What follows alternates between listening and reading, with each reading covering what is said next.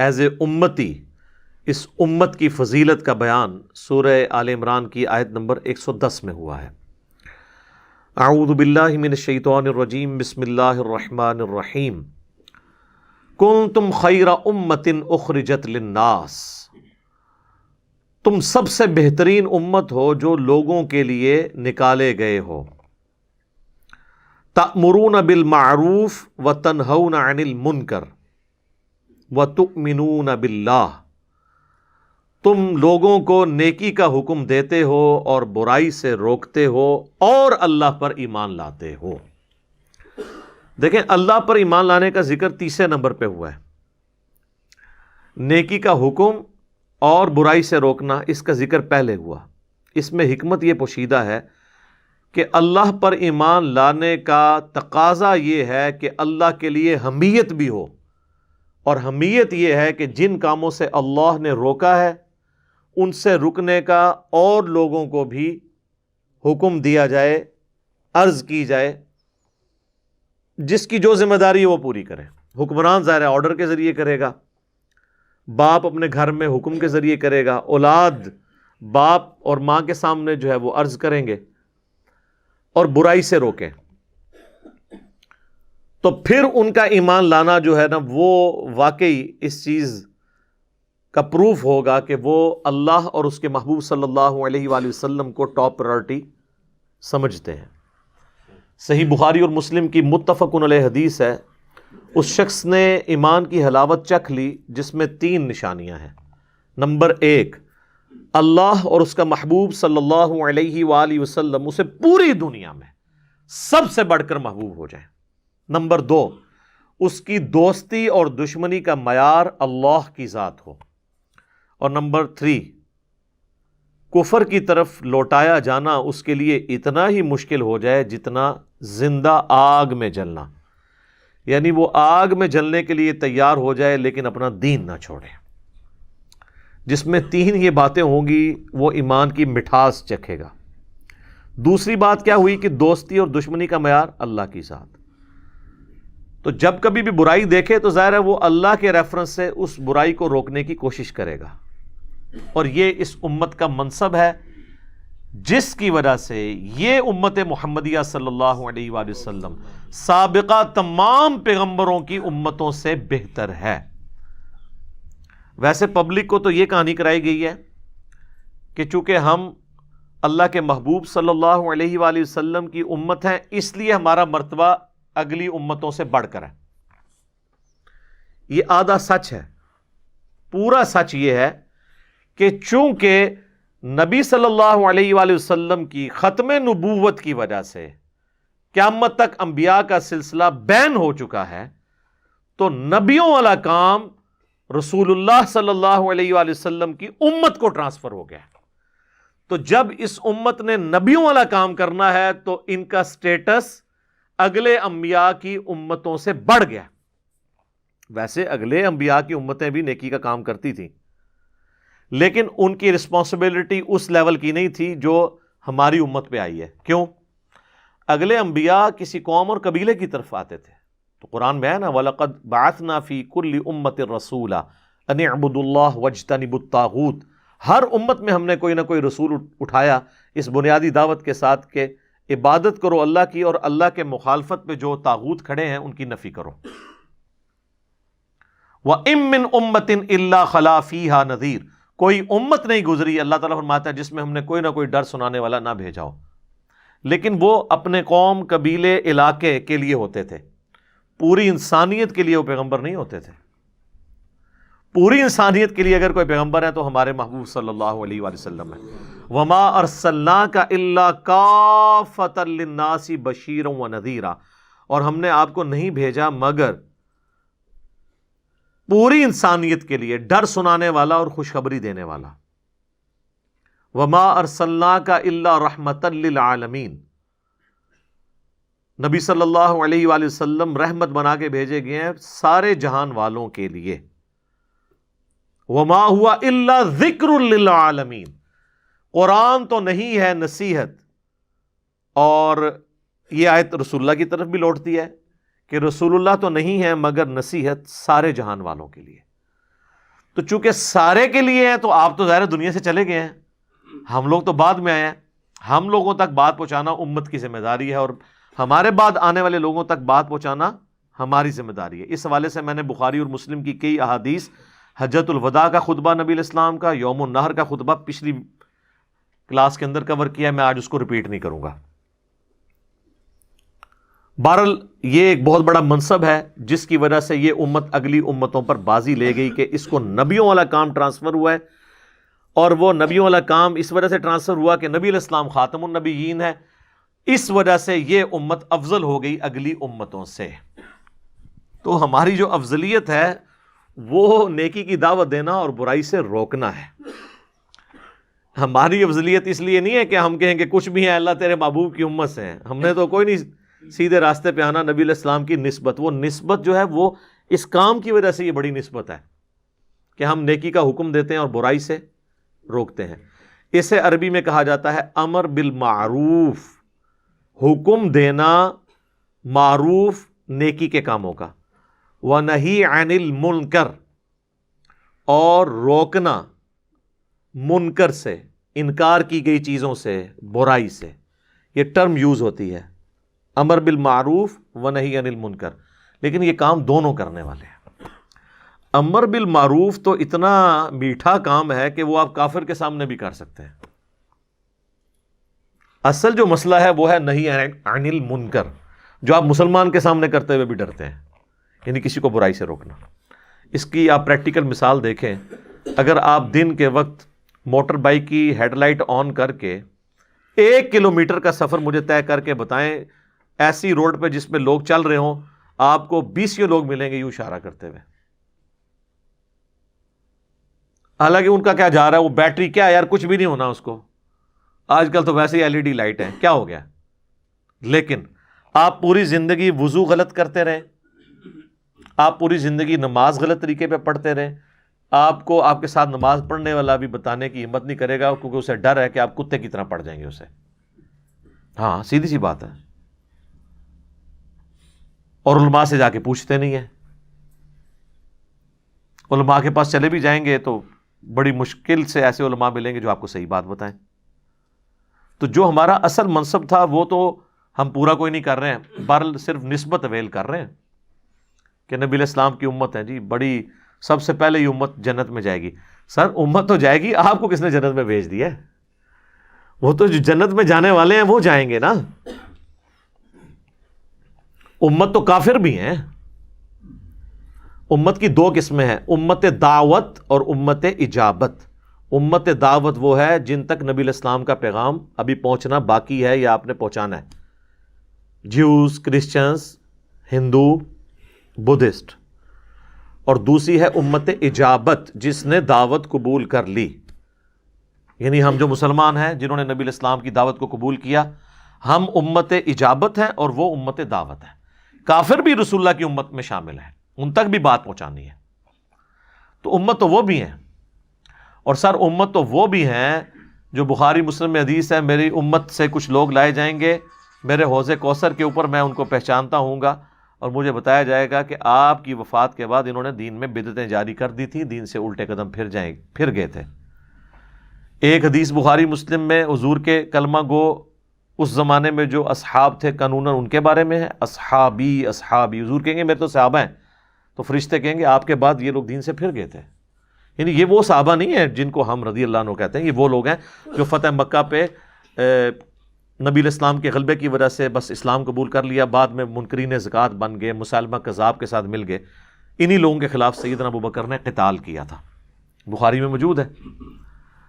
اور بخاری مسلم میں امتی امتی کی احادیث بھی ہیں، یعنی بعد والے لوگوں میں بھی ایسے لوگ ہوں گے جنہوں نے نبی علیہ السلام کا پیٹرن چھوڑ دیا ہوگا۔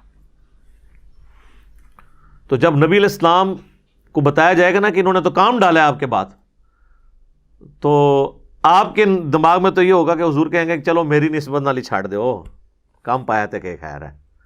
تو لیکن بخاری مسلم میں الفاظ ہے سحقن سحقن لمن غیر بعدی، سحقن سحقن لمن بدل بعدی، ان کو مجھ سے دور کرو، ان پہ پھٹکار ہو جنہوں نے میرے بعد میرے دین کو بدل دیا۔ سر رسول اللہ کے لیے تو سب سے اوپر دین ہے، آپ نہیں ہیں۔ اور اس سے بڑی بات کروں دین اتنی بڑی چیز ہے کہ اللہ نے اپنے پیغمبروں کو قتل ہوتے دیکھا ہے دین کی وجہ سے. اللہ نے اپنے پیغمبروں کو لہو لہان ہوتے دیکھا ہے دین کی وجہ سے. دین اللہ کو اتنا محبوب ہے کہ اس کے محبوب ترین بندوں کو تکلیفیں اس دین کی وجہ سے اٹھانی پڑی ہیں. آپ نے دین کو مذاق سمجھ لیا تو خیر ہے. دین کی وجہ سے انبیاء کو تکلیفیں اٹھانی پڑی ہیں. اللہ نے انبیاء کی تکلیفیں گوارا کر لی ہیں, دین پہ آنچ نہ آئے, اور ہم ہر کام کرنے کے لیے تیار ہو جاتے ہیں دین جدھر مرضی جائے. یہ میں آپ کو فرق بتا رہا ہوں کتنا فرق ہے. تو امر بالمعروف و نہی عن المنکر یہ بہت بڑا منصب ہے. اب یہ آیت اس چیز کی متقاضی ہے کہ میں 1 گھنٹہ اسی پہ بولتا رہوں, کیونکہ آپ کی فضیلت میں ہے نا جی. ہمارے بھی تو فضائل آئے ہیں نا, لیکن وہ فضائل ویل کرنا بہت مشکل کام ہے. جو یہ کام کرے گا, اور یہ بھی سمجھ لیں, یہ کام اوبلیگیٹری ہے, آپشنل نہیں ہے. کر لیا تو ٹھیک, نہ کرے تو خیر, یہ نہیں ہے, بلکہ فرض ہے. قرآن میں جنت میں جانے کی 4 شرائط جو بیان ہوئی ہیں, ان میں سے پہلی شرط کیا ہے؟ الا الذین آمنوا. اللہ تعالیٰ نے فرمایا والعصر ان الانسان لفی خسر. قسم ہے زمانے کی, یا زمانہ اس بات پر گواہ ہے کہ پوری انسانیت ہی گھاٹے کا زمانہ دیکھ رہی ہے, وہ گھاٹے میں ہے, سوائے ان لوگوں کے جن میں 4 نشانیاں ہوں گی. زمانہ کیوں گواہ ہے؟ اس لیے کہ زمانہ تو شروع سے چل رہا ہے, زمانے کو تو موت نہیں آئی ہوئی. زمانے نے یہ وقت دیکھا ہے کہ نوح علیہ السلام کے ساتھ صرف 78 لوگ کشتی میں بچے, باقی سب غرق ہوئے. اسی زمانے نے پھر یہ بھی دیکھا کہ لوط علیہ السلام کی 2 بیٹیاں ان کے ساتھ بچیں, پوری قوم لوط تباہ ہوئی. اسی زمانے نے فرعونیوں کو ڈوبتے ہوئے دیکھا. اسی زمانے نے قوم صالح کی بربادی دیکھی. اسی زمانے نے قوم عاد کی تباہی دیکھی. یہ سورج تو وہی ہے, یہ دیکھتا آ رہا ہے. تو یہ زمانہ گواہ ہے کہ اوورآل زیادہ تر لوگ تباہ ہی ہوئے ہیں انسانیت میں, دنیا اور آخرت کے اعتبار سے. الا الذین آمنوا, ہاں چند ہیں ایمان والے. وعملوا الصالحات, جو کہ نیک عمل کیا کرتے تھے, یہ کریں گے. وتواصوا بالحق, اور لوگوں کو بھی وصیت کریں گے سچائی کی بات کی. کونے مان کے نہیں بیٹھ جائیں گے, سچائی کے لیے کھڑے ہوں گے, سچائی اور انصاف کے اوپر قائم ہوں گے. اولو العلم قائما بالقسط کے تحت, چاہے ان کو اپنے خلاف بھی گواہی دینی پڑے, اپنے رشتہ داروں کے خلاف گواہی دینی پڑے, وہ کھڑے ہو جائیں گے اللہ کے لیے, اللہ کے مجاہد بن کے, رسول اللہ کے سپاہی بن کے صلی اللہ علیہ وآلہ وسلم. وتواصوا بالحق, وصیت کریں گے حق بات کی, سچی بات بتائیں گے لوگوں کو, بالکل 2 ٹوک. وتواصوا بالصبر, اور پھر جب پھینٹی لگے گی تو صبر کریں گے. جی یہ ہو ہی نہیں سکتا کہ آپ حق بات کریں تو آگے آپ کی پھینٹی نہ لگے. اگر آپ کے سامنے ہزاروں کا مجمع اور سبحان اللہ کہہ رہا ہے تو آپ یہ بات سمجھ لیں کہ آپ شاید کوئی ایسی بات پیش کر رہے ہیں جو حضرت نوح علیہ السلام سے بھی بہتر فارم میں آپ نے کو پیش کر دی ہے. تو یہ تو پاسبل نہیں. تو یا آپ وہ بات کر رہے ہیں جو نوح علیہ السلام نے کی تھی تو ان کو تکلیف اٹھانی پڑی تھی, تو آپ کیسے وہ بات کریں اور وہ آپ کو تکلیف نہ اٹھانی پڑے؟ یہ تو ایک نیچرل چیز ہے. تو یہ ڈیٹم لیول پہ 4 شرائط ہیں کامیابی کی. الا الذین آمنوا وعملوا الصالحات وتواصوا بالحق وتواصوا بالصبر. اس کے بغیر تو چھٹکارا نہیں ہے. لہذا دعوت و تبلیغ کا کام کرنا یہ کوئی یہ نہیں ہے کہ کر لیا تو ثواب نہ کرے تو گناہ نہیں. یہ اسی طرح ضروری ہے جس طرح ایمان لانا. ہاں اس کا دائرہ کار ڈیفرنٹ ہوگا. ایک گھر کے اندر یہ ذمہ داری ہوگی باپ کی اپنی بیوی اور بچوں تک بات پہنچانا. ایک دفتر میں ذمہ داری ہوگی آفیسر کی کہ وہ اپنے انڈر لوگوں تک پازیٹیولی بات کو پہنچائے. بحث و مباحثہ نہیں کرنا, صرف بات پہنچانی. یہ بات ذہن میں رکھیے گا. بحث کرنے کی اجازت تو اللہ کے نبی کو بھی نہیں ہے. جن سے کوئی لائق ہو نہیں سکتا کہ وہ اگلے بندے کو دلائل پہ قائل کر لیں گے, ان کو بھی کہا گیا وَإِذَا خَاطَبَهُمُ الْجَاهِلُونَ قَالُوا سَلَامًا. ہاں یہ ذہن میں رکھنا ہے. صرف دعوت, وَمَا عَلَيْنَا إِلَّا الْبَلَاغُ. حتیٰ کہ حضور کا وہم بھی اللہ تعالیٰ نے نکال دیا یہ بات کہہ کے.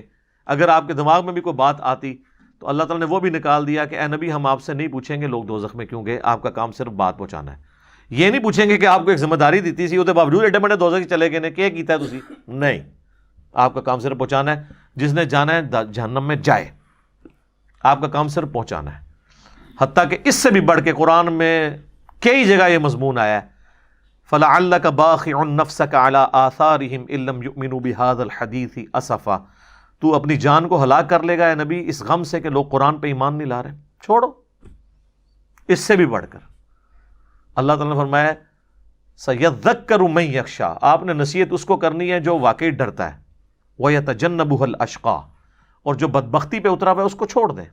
الَّذِي يَصْلَى النَّارَ الْكُبْرىٰ, اس کا علاج یہ ہے کہ ہم اسے بڑی آگ پہ پیش کریں گے. ثُمَّ لَا يَمُوتُ فِيهَا وَلَا يَحْيَىٰ, پھر وہ اس آگ میں نہ زندوں میں ہوگا نہ مردوں میں. قَدْ أَفْلَحَ مَن تَزَكَّىٰ, بے شک کامیاب وہ ہوا جس نے اپنا تزکیہ کر لیا, اصلاح کر لی. وَذَكَرَ اسْمَ رَبِّهِ فَصَلَّىٰ, اور اپنے رب کا نام لے کر نماز پڑھی. ہم اپنے رب کا نام لے کے نماز پڑھتے ہیں, اسی لیے 4 رکعتوں میں 22 دفعہ اللہ اکبر آتا ہے, سٹارٹ سے لے کے ہر رکعت میں. إِنَّ هَٰذَا لَفِي الصُّحُفِ الْأُولَىٰ, یہی ایک کانٹے کی بات تھی جو اگلے صحیفوں میں تھی. بَلْ تُؤْثِرُونَ الْحَيَاةَ الدُّنْيَا وَالْآخِرَةُ خَيْرٌ وَأَبْقَىٰ, بلکہ تم دنیا کی زندگی کو پرائورٹی دیتے ہو جبکہ آخرت باقی رہنے والی ہے اور بہتر بھی ہے. ان ھذا لفی الصحف الاولی, یہی ایک یونیورسل ٹروتھ تھا جو اگلے صحیفوں میں بھی تھا. صحف ابراہیم و موسیٰ, چاہے وہ ابراہیم کے صحیفے ہوں یا موسیٰ کے. اصل کانٹے کی بات یہ تھی کہ دنیا کی زندگی عارضی ہے. جب تک یہ دنیا کا کتا نہیں نکلے گا نا آپ کے دل سے, آپ کے دل کا کنواں پاک نہیں ہو سکتا. تو نصیحت صرف بات آپ نے پہنچانی ہے, منوانی نہیں. ہاں منوانا کس کا کام ہے؟ باپ کا. وہ تو ابو داؤد میں حدیث ہے 10 سال کا بچہ ہو جائے نماز پڑھاؤ, نماز نہ پڑھے مارو. لیکن لوگوں کے بچوں کو نہیں نماز کے لیے آپ نے مارنا. یا مسجد میں بیٹھ کے تو لوگوں کے جو بیچارے بچے آئے ہوئے ہیں مسجد میں, ان کے اوپر آپ نے پوری اپنا وہ سوٹا لے کے مگر نہیں ہو جانا, جس نے بابے جڑے ویلے بیٹھے ہوندے نے جا کے مسیدی مصیبت بنے ہوندے نے. یہ نہیں, اپنے بچوں پہ اپنے سنتے نہیں, لوگوں کے بچوں ڈانٹتے نے جا کے.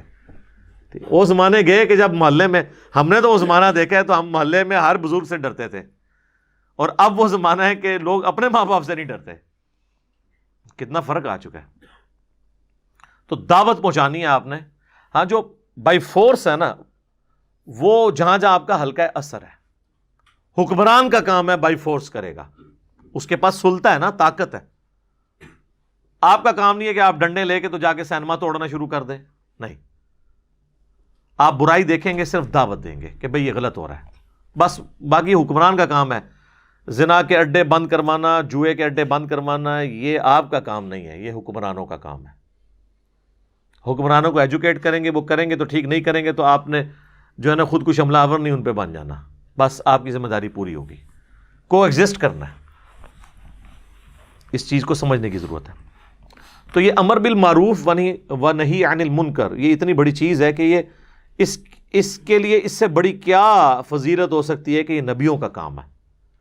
اس کائنات میں اللہ کو سب سے محبوب لوگ کون ہیں؟ انبیاء کرام علیہ السلام. تو جو ان کا کام ہوگا وہ سب سے بہتر کام ہوگا, اس سے تو اوپر کوئی کام ہی نہیں ہو سکتا.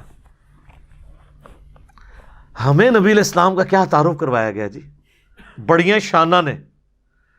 جناب اللہ کے نبی کی سب سے بڑی جو شان ہے وہ یہ ہے کہ آپ خاتم النبیین ہیں.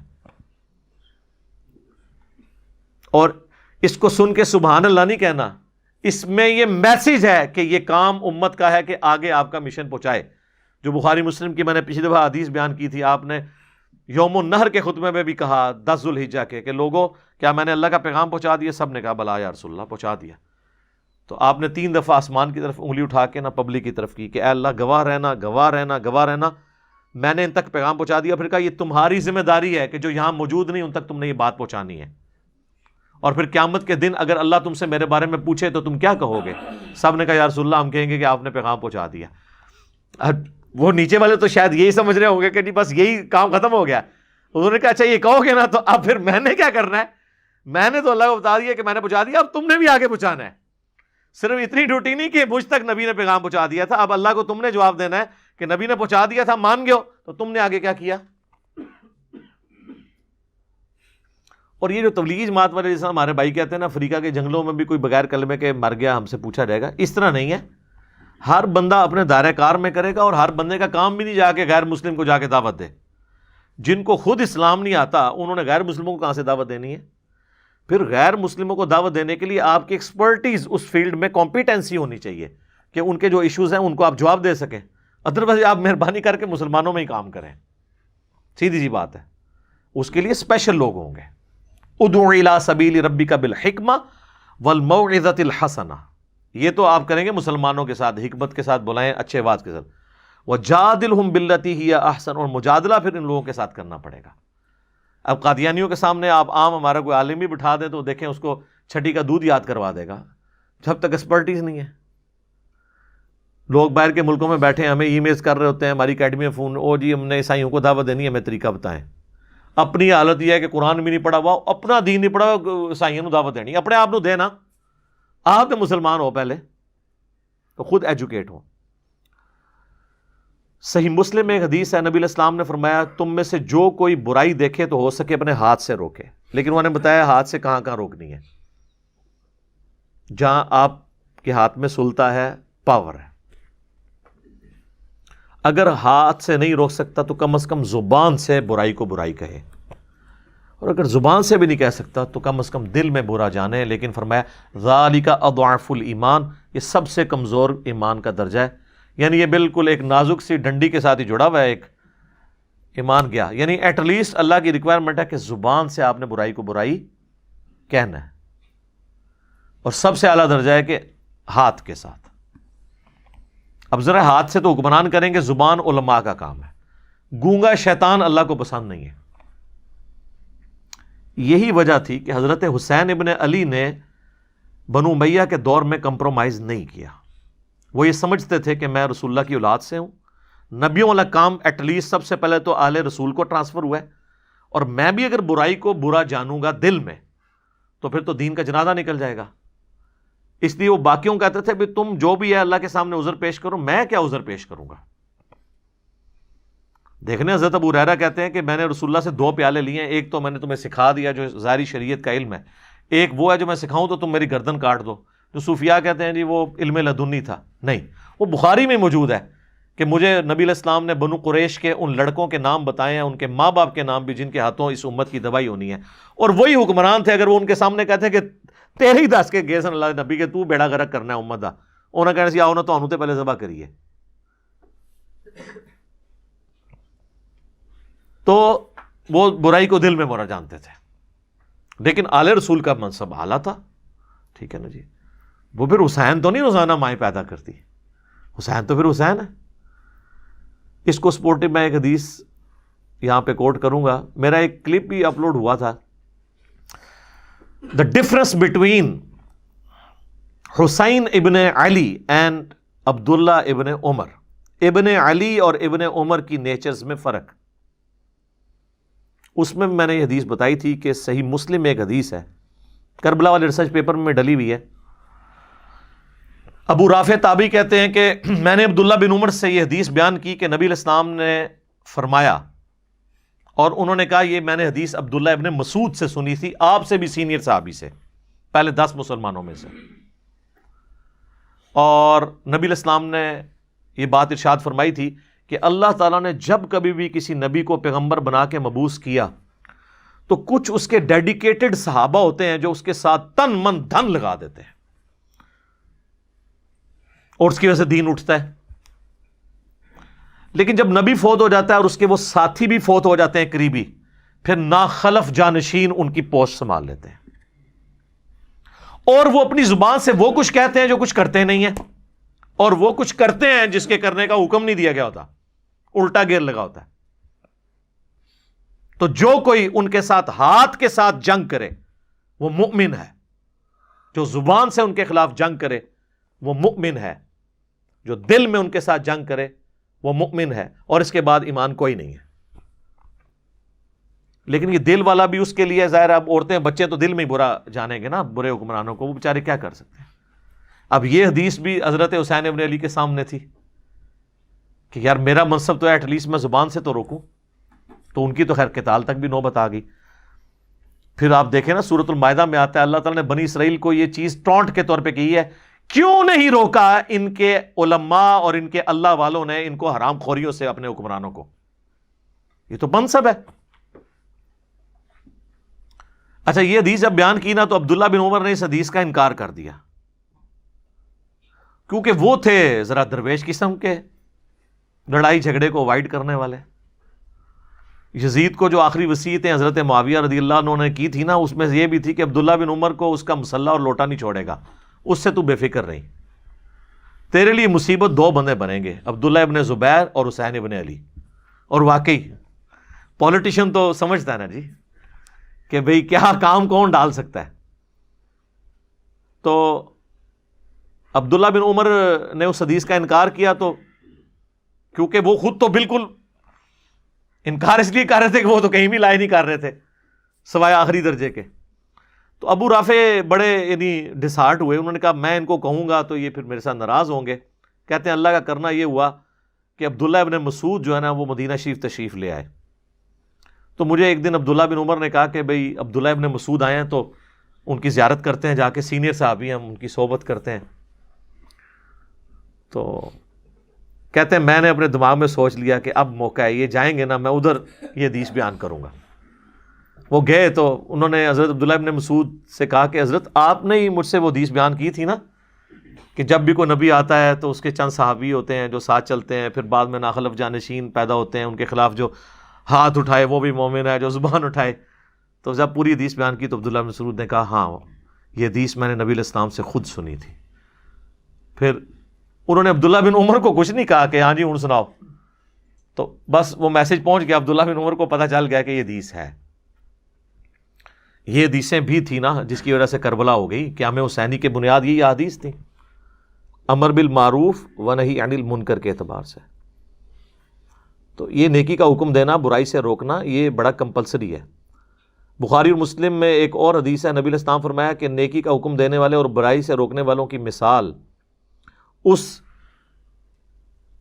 کشتی کی مانند ہے. اب دیکھیں کیسی حضور نے مثال بیان کی، جس کی دو منزلیں ہوں. پرانے زمانوں میں بحری جہاز چلا کرتے تھے. اس کشتی کی دو منزلیں ہوں، اوپر والی منزل کے لوگ جو ہیں پانی ان کے پاس رکھا ہو، نیچے والی جو منزل کے لوگ ہیں ان کے پاس پانی نہیں ہے، تو ان کو بار بار سیڑھیاں چڑھ کے اوپر پانی کے لیے جانا پڑتا ہے. کچھ دنوں کے بعد انہوں نے یہ مشورہ کیا کہ یار یہ بار بار جو ہم اوپر جو جاتے ہیں اپنی کشتی میں سوراخ کیوں نہ کر لیں، نیچے سے پانی نکال لیں دریا کا. تو انہیں پتہ ہے جو کرے گا تو پھر ہوئے گا کہ.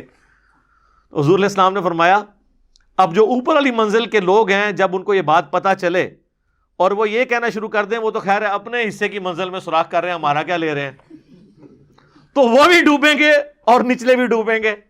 اور اگر وہ ان کو روک لیتے ہیں تو خود بھی بچ جائیں گے، ان کو بھی بچا لیں گے. حضور نے فرمایا یہ مثال ہے نیکی کا حکم دینے اور برائی سے روکنے کی، کہ جو لوگ نیک وہاں پہ موجود ہیں اگر وہ برائی سے باقی لوگوں کو نہیں نہ روکتے تو ہم تو ڈوبے ہیں صنم، تمہیں بھی لے ڈوبیں گے. تمہیں اس لیے لے ڈوبیں گے کہ تمہیں اللہ پوچھے گا بھئی تجھے اپنے دنیا کے نقصان پہ تو غصہ اور غم ہوتا تھا، جب میرے دین کا جنازہ نکل رہا تھا تو چپ کر کے بیٹھ کے اے سی والے کمروں میں سبحان اللہ روزانہ 100 دفعہ الحمدللہ اللہ اکبر، یہ تو بڑا آسان ہے نا، سبحان اللہ و بحمدی 100 دفعہ صبح 100 دفعہ شام نو، یہ تو کام پا کے رکھے، اصل جڑا کام کرنے تو کیتا ہی کوئی نہیں. Point to be noted. ایک اور حدیث ہے بخاری مسلم میں، نبی علیہ السلام فرمایا میں نے جہنم میں اپنے امتیوں میں سے بعض واعظین کو، واعظین یعنی علماء کرام کی اتنی عزت ہے، ان کو دیکھا کہ وہ اپنے پیٹ کی انتڑیوں کے گرد جہنم میں چکر کاٹ رہے ہیں جس طرح کہ کولو کا گدھا. عرب میں نا وہ آج بھی ہمارے انٹیریئر پنجاب کے اندر، اب تو بہت کم ہو گیا یہ چیز، بہت بیکورڈ ایریا میں ہوتا ہے کہ وہ بیل کو چلا کے نا تو گندم کے سٹے رکھ دیتے ہیں، وہ ان کے اوپر جب وہ پڑتا ہے ان کا پاؤں تو وہ ان کے دانے لادا ہوتے ہیں، تو گدھا بھی اس کام کے لیے استعمال ہوتا ہے. تو اس طرح وہ جہنم میں چکر کاٹ رہے ہیں اور اہل جہنم ان کے گرد جمع ہو کے ان سے پوچھتے ہیں حضرت صاحب تسی بھی، آپ تو ہمیں نیکی کا حکم دیتے تھے، تو چلو ہمارا تو سمجھ آتا ہے کہ ہم نے آپ کی باتوں پہ عمل نہیں کیا اور ہم بھی جہنم میں آپ کے ساتھ ہیں، آپ کیوں پہنچ گئے ہیں؟ تو کہیں گے کہ ہم بس کہتے ہی تھے آپ کو، کر دے ہو ہی جو تسی کرتے ہو. اسی لیے کہتے ہیں نا کہ او کام نہ کرو جو مولوی کردا ہے، او کام کرو جو مولوی کہندا ہے. کیا وہ عموماً ٹھیک ہی ہوتے ہیں کہانیوں کو چھوڑ کے. اور بعض روایتوں میں یہ ہے کہ جو سننے والے ہیں وہ جنت میں پہنچ جائیں گے. وہ کہیں گے حضرت آپ کی ہم اتنی تقریریں سن کے جنت میں ہیں اور آپ خود جہنم میں ہیں. وہ کہیں گے وہ آپ نے تو عمل کر لیا, ہم نے عمل نہیں کیا. ٹھیک ہے, تو یہ اسلام جوڑوں کی اندر ہے. امر بالمعروف و نہی عن المنکر جوڑا ہے, نیکی کا حکم دینا, برائی سے روکنا.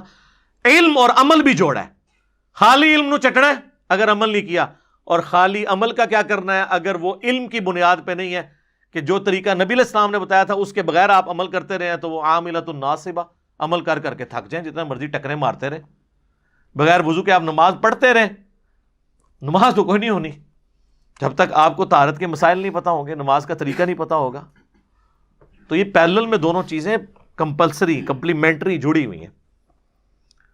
تو امر بالمعروف و نہی عن المنکر اس اعتبار سے بہت ہی امپورٹنٹ ہے. ایک اور حدیث ہے بڑی زبردست جامعہ ترمذی کے اندر کہ سیدنا ابوبکر صدیق رضی اللہ تعالیٰ عنہ نے یہ آیت تلاوت کی, یا ایھا الذین آمنوا علیکم انفسکم لا یضرکم من ضل اذا اہتدیتم. اے ایمان والو تم اپنی جان کی فکر کرو, تمہیں کوئی نقصان نہیں پہنچا سکے گا جو خود گمراہی پر ہے, تم اپنا کام سیدھا رکھو. اور حضرت ابوبکر نے کہا کہ تم یہ آیت پڑھ کے یہ سمجھتے ہو کہ تم خود نیکی کا کام کرتے رہو, جو برائی کرتے ہیں ان کا وبال تم پہ نہیں پڑے گا. تو یہ مطلب نہ لینا ہے اس آیت کا, کیونکہ میں نے خود رسول اللہ سے سنا تھا کہ اگر کہیں پہ لوگ موجود ہوں اور وہ برائی کو دیکھتے ہوں اور برائی کو روکنے کی کوشش نہ کریں تو عنقریب اللہ ان سب پہ عذاب بھیج دے گا, اور وہ دعا کریں گے ان کی دعائیں بھی قبول نہیں ہوں گی, یعنی نیکوں کو بھی رگڑا لگ جائے گا. پھر اس آیت کا کیا مطلب ہے؟ کیا ایمان والو تمہیں گمراہ کی گمراہی نقصان نہیں پہنچائے گی اگر تم ہدایت پہ ہو. مراد یہ ہے ہدایت پہ کون ہوگا؟ جو نبیوں کے طریقے پہ ہوگا. ہدایت پہ یہ ہے کہ آپ خود بھی سیدھے راستے پہ چل رہے ہیں اور لوگوں کو نیکی کا کہہ رہے ہیں, تو اب آپ ہیں ہدایت پہ. آپ کی دعوت کے باوجود کوئی برائی پہ چل رہا ہے نا, تو اب اس کا برائی پہ چلنا آپ کو نقصان نہیں پہنچائے گا. ہاں اگر آپ خود نیک عمل کر رہے ہیں, کسی کو روک نہیں رہے ہیں, تو اب اس کی برائی کا وبال بھی آپ پہ آ جائے گا. تو دیکھیں صحابہ کرام جو ہے نا وہ کس طرح حضرت ابوبکر نے خطبہ دے کے کہا کہ ایسا غلط مطلب نہیں جائدہ لے لینا کہ جی بس میں سیدھا ہوں, بس ٹھیک ہے باقی جان جدھر مرضی, میرا کیا لینا دینا. یہ اس صورت میں ہوگا جب آپ ان تک بھی بات پہنچا دیں اور پھر بھی وہ نہ مانے, پھر ٹھیک ہے آپ کو کوئی نقصان نہیں ہوگا ان کی وجہ سے, ورنہ رگڑا لگ جائے گا. خیر اس کے اوپر میں کئی ایک احادیث بیان کر سکتا ہوں. To cut the story short, یہ کامیابی کے لیے امر بالمعروف و نہی عن المنکر بھی ضروری ہے, اور یہی وہ خوبی ہے جو ہمیں نبی علیہ السلام کی وجہ سے ملی, ختم نبوت کی وجہ سے, اور وہ اس لیے کہ پوری کائنات کے لیے آپ کو پیغمبر بنا کے بھیجا گیا. ایک اور حدیث بھی ہے بخاری مسلم میں کہ مجھے اللہ نے 5 خصوصیات ایسی دی ہیں جو کسی پیغمبر کو نہیں دی. اس میں سے پہلی خصوصیت یہ ہے کہ پوری زمین میرے لیے سجدہ گاہ ہے, میرے امتی جہاں چاہیں نماز ادا کریں. پہلے ہوتا تھا صرف مسجد میں نماز پڑھنی ہے, مسجد کے علاوہ اگر آپ کہیں اور ہیں تو ساری نمازیں جمع کر کے اکٹھی گھر آ کے واپس مسجد میں پڑھتے تھے. دوسرا, مجھے پوری انسانیت کے لیے پیغمبر بنا کے بھیجا گیا. تیسرا, 1 مہینے کی مسافت سے میرا روب کافروں پہ ڈال دیا. چوتھا, مال غنیمت میرے لیے حلال کر دیا گیا. پہلے مال غنیمت حلال نہیں ہوتا تھا. اور 5واں, نبوت کا سلسلہ مجھ پہ ختم کیا گیا. جناب نبوت کا سلسلہ ختم ہونا یہ ہے وہ ٹائٹل, اور پوری انسانیت کے طرف پیغمبر بنا کے بھیجنا یہ ہے وہ ٹائٹل جس کی وجہ سے ہماری بھی فضیلت ہے کہ ہم اس پہ عمل کریں گے. خالی کھلی نعرے لگانے سے کچھ نہیں ہونا. اب دیکھ لیں آلموسٹ میں نے 40 منٹ اس ایک آیت پہ لگائے ہیں, اس لیے کہ اس آیت کا خالی یہ ترجمہ کر کے گزر جانا کہ تم بہترین امت ہو, تو یہ تو سارے مفسرین اس طرح ہی گزر جاتے ہیں. جب تک آپ کو اس کا سمجھ نہیں آئے گی کہ یہ بات کیا ہو رہی ہے اس وقت تک فائدہ نہیں ہے. وَلَوْ آمَنَ أَهْلُ الْكِتَابِ لَكَانَ خَيْرًا لَهُمْ, اگر اہل کتاب بھی ایمان لے آتے تو ان کے لیے اچھا ہوتا. پہلے بھی کتنا سورہ بقرہ میں ذکر آیا کہ اہل کتاب کو تو پتا تھا یہی وہ پیغمبر ہیں جن کی پیش گوئی ہماری کتابوں میں ہے, تو اللہ تعالیٰ ماتا ہے تمہاری خیریت اس میں ہی تھی دنیا اور آخرت کی, تم ایمان لے آتے. لیکن اب تمہاری قسمت میں پٹائی لکھی ہے, تو دنیا میں بھی آپ دیکھ لیں قادسیہ اور یرموک میں ذلیل ہوئے, اور آخرت کی بھی ذلت باقی ہے. منہم المؤمنون واکثرهم الفاسقون، ان میں سے مومن بھی ہیں لیکن اکثر فاسق ہی ہیں، بہت کم لوگوں نے ایمان قبول کیا ہے۔